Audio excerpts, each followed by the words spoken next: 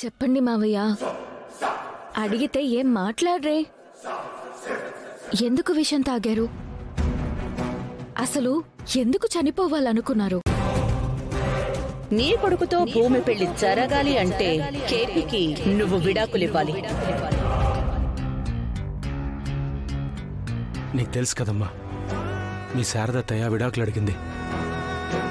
గగన్ వాడి తండ్రి స్థానంలో నిలబడి పెళ్లి జరిపించడానికి వీల్లేదు అన్నాడు. వాడలా చెప్పేసరికి ఉన్న బంధాన్ని నా భార్య శారద తెంచేసుకుందాం అనేసరికి నేను తట్టుకోలేకపోయానమ్మా. అందుకే ఆత్మహత్య చేసుకుందాం అని నిర్ణయించుకున్నాను. కానీ అది నేను క్షణికావేశంలో తీసుకున్న నిర్ణయం అని తర్వాత అర్థం చేసుకున్నాను.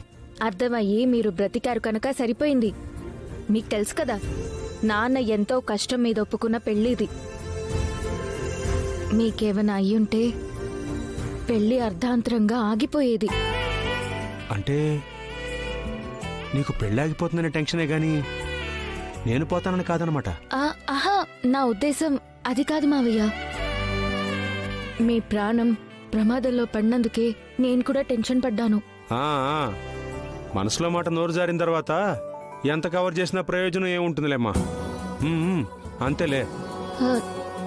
మీరు మరీ కామెడీ చేస్తున్నారు మావయ్య. మీరు మర్చిపోయినట్టున్నారు, గగన్ బాబుతో నా పెళ్ళయ్యాక నేను మిమ్మల్ని శారదత్తయ్యని కలుపుతానని మాటిచ్చాను. చిన్నపిల్లడికి చాక్లెట్ ఇచ్చినట్టుగా నాకు బిస్కెట్ వేసావు. భూమి, అసలు నీ ఉద్దేశం?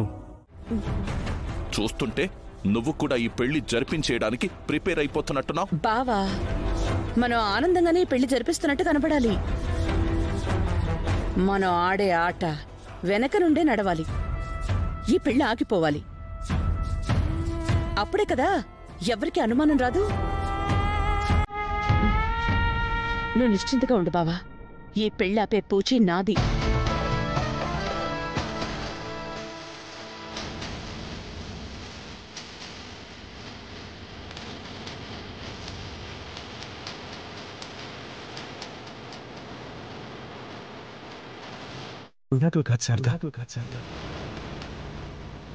నా ప్రాణం ఇచ్చేస్తున్నాను.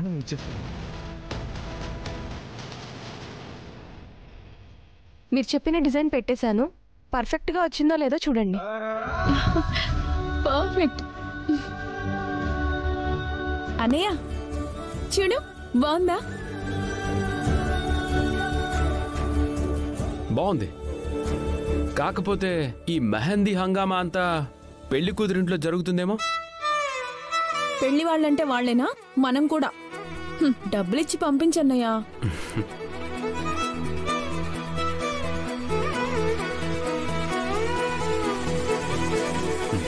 Thank you madam. అవును పూరి, అమ్మ ఎక్కడ్రా?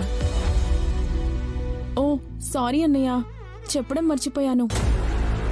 సాయంత్రం నుంచి హెడ్ఏక్ అని తన రూమ్లోనే ఉండిపోయింది.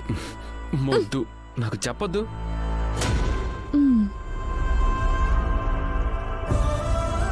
మా ఇంట్లో మెహందీ ఫంక్షన్ నడుస్తుంది తలతిక్క గారు. మా ఇంట్లో కూడా నడిచింది. పూరి తన 2 చేతుల్ని ఫుల్ డిజైన్స్ తో నింపేసింది. అలాగా? అది సరే గాని మీరిక్కడికి ఎప్పుడొస్తున్నారు తలతిక్క గారు? నేను రాను తైతక్క గారు. పెళ్ళయ్యాక తమరే తైతక్క అని ఆనందంగా గెంతుకుంటూ ఇక్కడికే రావాల్సి ఉంటుంది. హబ్బా, నేను అడుగుతున్నది ఇప్పుడు మిమ్మల్ని రమ్మని. ఎందుకో? నా కాళ్ళకి చేతులకి మీరే మెహందీ పెట్టాలి. నేనా? హలో హలో హలో హలో, నాకు మెహందీ డిజైన్స్ ఎలా పెడతారో బేసిక్ నాలెడ్జ్ కూడా లేదు. మీకెలా వస్తే అలాగే పెట్టండి. అది కాదు భూమి. ఇంకేం చెప్పకండి. మీరు మెహందీ పెట్టిన చేతులతోనే పెళ్లిలో మీపై నేను తలంబ్రాలు పోయాలి. మీరు మెహందీ పెట్టిన కాళ్లతోనే నేను మీ ఇంట అడుగు పెట్టాలి. అంతే. భూమి భూమి ఒక్క నిమిషం.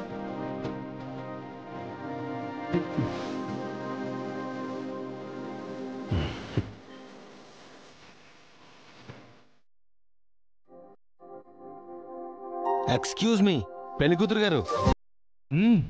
పెళ్లి కూతురు గారు. ఎస్ మిస్టర్ షెరీ గారు, కూర్చోండి. చెప్పండి చెరీ గారు. ఏదో తలుచుకుని మురిసిపోతున్నట్టు ఒక చిన్న మెరుపు నీ మొహంలో కనబడుతుంది. ఎస్ అఫ్ కోర్స్, మీ గెస్ కరెక్టే. మా అన్నయ్య గుర్తొస్తున్నాడా? లేదు, డైరెక్ట్గా ఇక్కడికే వస్తున్నారు. ఫోన్ చేసి రమ్మని చెప్పాను. అమ్మ భూమి,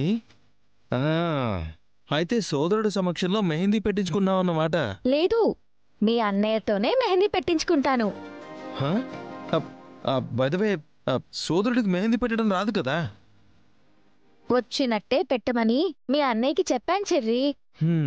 కాబోయే భర్తతో మెహందీ పెట్టించుకుని పెళ్లి పీటలు ఎక్కే ఆడపిల్లలు ఎంతమంది ఉంటారు చెర్రీ? నాకు తెలిసి ఉండకపోవచ్చు. ఉండకపోతే నేనే మొదటిదాన్నవుతాను. చాలా తక్కువ మంది ఉంటే అందులో ఒకదాన్నవుతాను. ఆ థ్రిల్ వేరే లెవెల్ కదా చెర్రీ. నువ్వు అమాయకంగా కనిపిస్తావు గాని చాలా రొమాంటిక్ యాంగిల్ ఉంది నీలో. భూమి, మా అన్నయ్య చాలా లక్కీ. బై ద వే, ఈ ఐడియా ఏదో బాగుంది. నేను కాపీ కొట్టేస్తా. ఎందుకు? కాబోయే నా భార్యకి మెహందీ పెట్టేసుకోవడానికి. తనెవరు చెర్రీ? ఉందిలే, ఓ తింగరి వయ్యారి, చెప్తా.